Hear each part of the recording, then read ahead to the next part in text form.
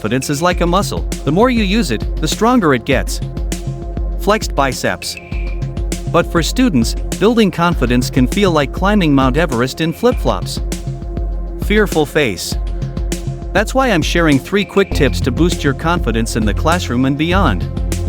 1. Fake it till you make it. Performing arts. Even if you don't feel confident, act like you do. Stand tall, make eye contact, and speak clearly.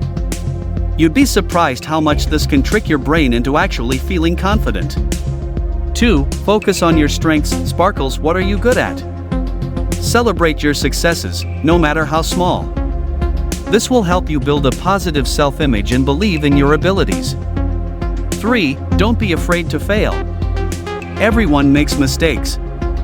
The key is to learn from them and keep moving forward. Remember, failure is just a stepping stone to success. So, students, go out there and conquer the world. You've got this. Trophy.